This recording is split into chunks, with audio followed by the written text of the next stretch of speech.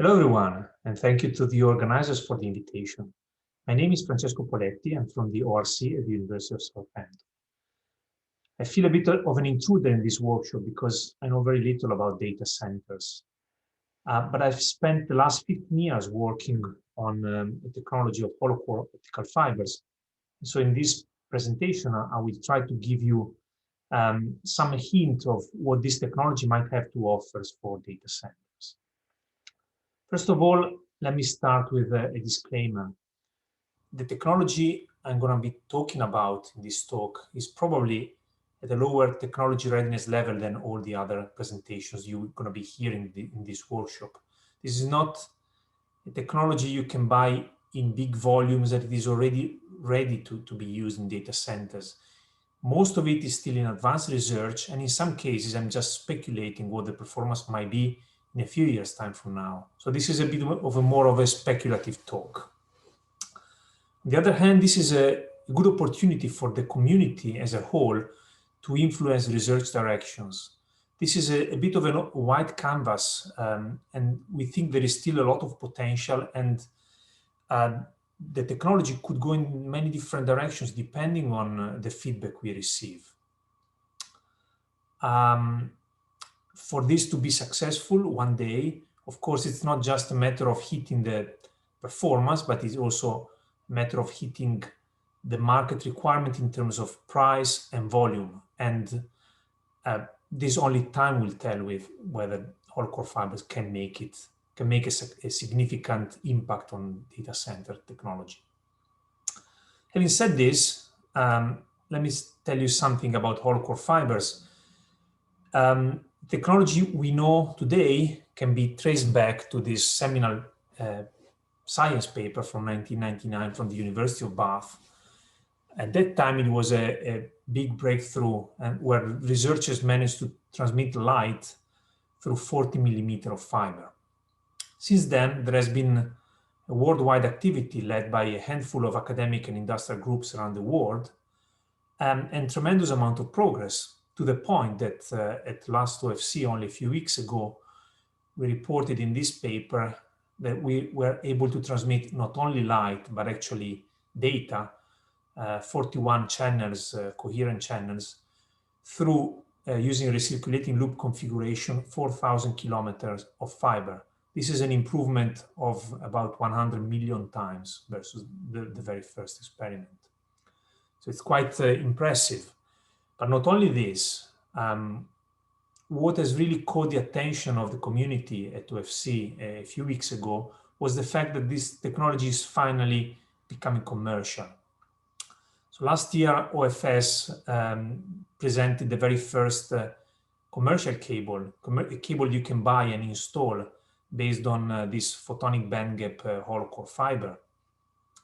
That was optimized to transmit up to a few kilometer length. Earlier on this year, Luminicity, which is a startup from my group, reported the commercialization and installation of another cable based on different Hollowcore fiber technology that now is able to transmit through tens of kilometers. A few weeks ago, British Telecoms reported trials using these cables full of air, as they say in this article, for 5G and quantum key distribution. So the technology is really coming to the commercial world. And during OFC, collaboration between Luminicity and Siena demonstrated this result, which I think is quite impressive. Here, Luminicity took this Hollowcore fiber, they cabled it, and they made available two lengths of 2 kilometer cables to Siena with multiple Hollowcore fiber strands inside. They were all spliced together, forming a 20 kilometer long, less than 20 dB insertion loss Hollowcore fiber cabled. And Siena used commercial equipment to test the performance. First in a straight 20 kilometer single span using 400G ZR optics. Here you can see all transmission throughout the C-band. They also tested their WaveLogic 5E at 800G. In both cases, they found pretty negligible ESNR penalty as compared to back-to-back, and very considerable margin that shows that the technology could go a lot further. And this was demonstrated by putting the same 20-kilometer cable in a recirculating loop, whereby they found that they could transmit 800G signals over 160 kilometers and 400G over distances which are millisecond latency saving of 1,000 to 2,000 kilometers. Now, over the rest of this talk, I would like to tell you a bit more about the technology itself. This is an image of one of the latest fibers we fabricated. It's a fiber we call nested anti-resonant noduless fiber, or NANF. It guides over 99.995% in air. It is as closed as wave guiding in air or vacuum as we can possibly achieve. It is single-moded, but it has a very large core, 25 to 35 micron, which enables an easy interconnection. And it is flexible, spliceable, and cableable. So these are some of the advantages I think this technology might bring to data centers. And I want to go through each of those individually. First of all, of course, low latency. So air guiding fibers propagate light 50% faster than in standard glass fibers. Essentially, these save you 1.5 microsecond every kilometer of propagation. So now, depending on where you are in your application, whether it is intra-data center or a long-distance data center interconnection, you might be saving hundreds of nanoseconds to hundreds of microseconds up to millisecond round trips. So, for example, this could be useful inside the disaggregated data centers to reduce the latency or round trip time between your CPU and the memory. Or on a larger scale distance, it could be used for inter-data center interconnection. For example, I borrowed this slide from Microsoft, but at OFC I've seen similar architecture from other hyperscalers, where essentially the size of the regional network where data centers are placed is determined by the round-trip latency. So being able to reduce this latency quite considerably allows one to extend the regional area of these data centers. And sometimes it can allow one to place a data center further from a very densely populated area. But the latency is not only lower, it is also more stable. So for every kilometer of propagation in a fiber, typically it takes 5 microseconds, but there are about 40 picosecond of additional delay per degree Kelvin. So this is a delay that changes with temperature. It is small, it is not significant for every possible application, but it is definitely measurable. Out of these 40 picosecond, the great majority comes from a change in refractive index in the center of the fiber. Since this doesn't occur in Hollowcore fibers, we are only left with a little bit of elongation. This means that these fibers are 20 times more insensitive to thermal fluctuations. And there are some applications where this could be useful. For example, if you take this architecture proposed by Microsoft, where they want to do optical switching inside data centers, and they need to distribute clock. Now, if you do that through a conventional fiber, this is very sensitive to temperature fluctuation. Whereas if you use a Hollowcore fibers, like they have done in this experiment, you can achieve sub-nanosecond clock and data recovery without active tracking of clock phase through a fairly large temperature range. Now, the fibers also have very low and flat dispersion at all wavelengths. So here I'm showing a comparison between a Hollowcore fiber in red, a standard single-mode fiber in gray, and a non-zero dispersion shifted fiber in blue. And the Hollowcore fiber always have a dispersion between 2, 3, at most 4 picosecond per nanometer per kilometer. across a very broad spectral range. And this could be useful, for example, if one wants to do intensity modulated direct detection links of tens, maybe hundreds of kilometers without any need of dispersion compensation. Now with Hollowcore fibers, it is possible, as shown in this experiment here, where the performance of Hollowcore fibers was compared with SMF and non-zero dispersion shifted fiber, and was found to be 5 times and 2 times longer reach possible with Hollowcore fibers. The fibers also have an extremely low nonlinearity. In fact, it is so low that it is very difficult to measure. So in this experiment, we transmitted power through 1 kilometer of fiber. And you can see that even when we transmitted 1 kilowatt through 1 kilometer, there was negligible nonlinear penalty, nonlinear spectral broadening. This is equivalent to 10 watt over 100 kilometer or 1 watt over 1,000 kilometer, where you don't have nonlinearity. And we believe you can go even more without seeing any nonlinearity.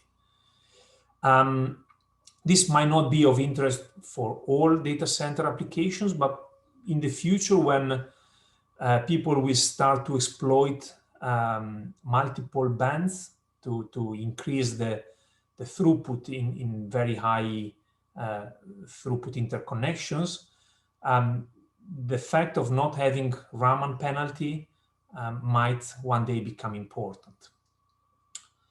Another interesting feature is that this fiber, as one might expect, they don't have glass in the core, there's only air, and they have very low backscattering. In fact, it is so low that it is difficult to measure. We need to use a very sensitive OFDR technique to measure it, and we found it to be something like 45 dB below the back reflection coefficient of standard fibers. This, in principle, could allow you to transmit bidirectionally through a same fiber if you could budget the loss of a pair of circulators. And finally, let me come to the loss point. All of these properties and features would not be particularly useful if the fibers could not also allow low enough loss. So this figure, I'm showing 4 fibers we reported again at a post-deadline at OFC a few weeks ago. These are all Hollowcore fibers, and they go from the lowest loss reported in a Hollowcore fiber, which now is 0.22 dB per kilometer. Here in the U band, I think with some effort, it should be possible to bring it to the CNL band down here. But it also shows a very broadband fiber here in purple that nearly matches the loss of SMF at 1300 nanometers. Here we only had 0.4 dB per kilometer, but it's also so broad that it guides with very similar loss at 1550 as well. And with some more effort to eliminate water vapor from the center of the fiber, which is not fundamental and which gives rise to this peak here, one could have a very broadband fiber covering O, E, S, and C, and L bands. Not only that, but we also reported 2 fibers guiding a shorter wavelength with losses significantly and fundamentally lower than what is potentially achievable in any glass technology. So this fiber here, NAMFD in particular, you can see has a loss of about 0.5, 0.6 dB per kilometer between 850 and 900 nanometers, which compares to the 2.2 dB per kilometer of OM4, OM5 technology, the DIMDEC technology. And this is in a fiber with very low dispersion, with a mode field that enables easy coupling, for example, 2 VCSELs. And we are quite excited actually about this. And none of this fiber loss we think is fundamental, is close to the limit. We think there is still quite a potential margin, and we're working on next generation of fibers which might bring even lower losses across the whole spectrum. So in the last few minutes, what I would like to do is just spend quick thought about potential scenarios where these fibers might be useful in data centers. And these are just my thoughts. I think I would really welcome people's feedback, because I think there could be many more opportunities. First one could be focusing on the 850, 900 nanometer, maybe potential to expand it spectrally as well, where the losses could be 0.5 or less even dB per kilometer, low dispersion again, and this could increase the reach of VCSELs, 100G, 200G, potentially higher if one can modulate them even faster. And this could be certainly interesting for low latency intra-data center or disaggregated data centers. Second scenario is where we exploit the broad bandwidth of the fiber. Losses, I've shown you around 0.4, maybe less, 0.3 dB per kilometer, spanning the O to L band. One could think about coarse WDM links, maybe 10 to 100 kilometer unamplified,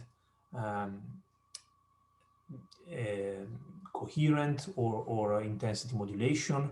And one of the advantages here is that one could get rid with dispersion compensation, so lower cost DSP. Low latency, of course, is always a feature of interest. And the final scenario is where we focus on the 1550 nanometer performance. We try to reduce the loss. We don't know what is the ultimate loss. We believe it is possible to beat the loss of conventional fibers in this wavelength band. Again, we have no linearity, so there is the potential of squeezing in more capacity, more throughput. And the interest here could be for over 100 kilometer unamplified links with very high throughput for inter-data center interconnection, expanding the geographical footprint of regional data center networks. And with this, I would like to acknowledge a large number of people in my group that have worked with me over the last 10 years or so on this technology, and as well our colleagues in Luminicity. Here you can see their facility. They are building up their tower manufacturing plant and clean room, and they are selling these commercial cables if anyone is interested. Thank you very much for your attention. I'm really looking forward to the discussion and debate in the session. Thank you. Bye-bye.